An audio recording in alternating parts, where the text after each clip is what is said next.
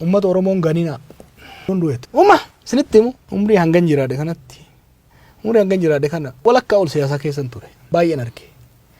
nama Oromoo ganee dabartee fi nagarre kasalphate malee sodaattanii sossobamtanii doorsifamtanii akka miidiyaatti dhugaa Oromoon jallisina kijiba Oromoo waliin tuulina dhugaa osoo agartanii ijan cufatina dhugaa Oromoo gara cabxeen hayatu dubbadha Oromoo irratti zulmiin hanni dhiibban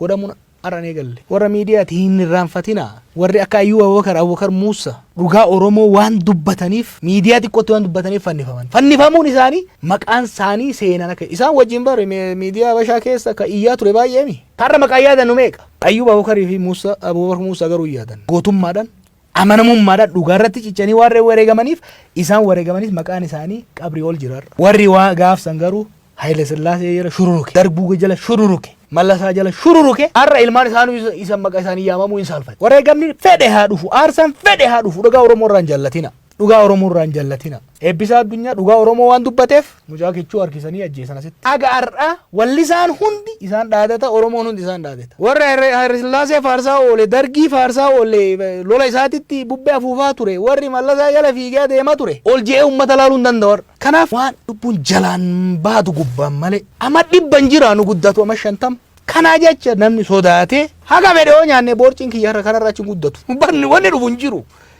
sodaatanii uduban deebinaa sodaatanii duudunuma jirti hin bitamina bitamtanis homa waan amma isin nyaattan irra tan ol dabalu hin jiru isin qofaa miti warra miidiyaa hundaaf wanni angorsu dhugaa Oromoo lafee qabsaa'otaatiin as geessitana dhugaa Oromoo seenaa miti barkaasaa turre waan namoonni har'a ittiin qoosan kana bar seenaa miti waa'ee Taaddasaa waa'ee Lemoo waa'ee Baaroo haadhiifnu seenaa suni waggaa 3 waggaa 4 waggaa 2 dabre kana keessatti nama keenya irratti waan ta'u dhuma irratti uummata Oromootiif wanni an dabarsu tokkummaa Oromoo tokkummaa kee cimsi wanni biraa hin dhaqqaba qawween osoo caalamnu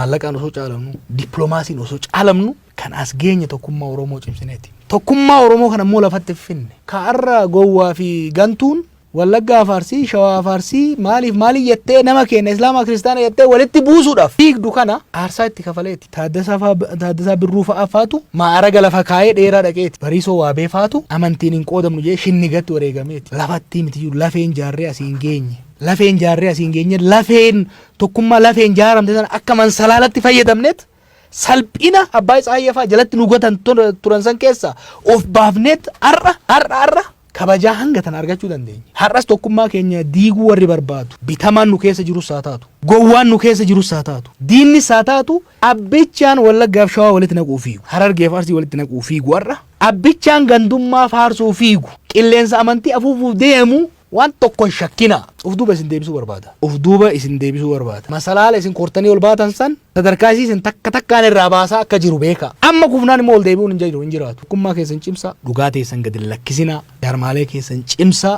qophaa'aa laaftuun taatu amma itti aantu tun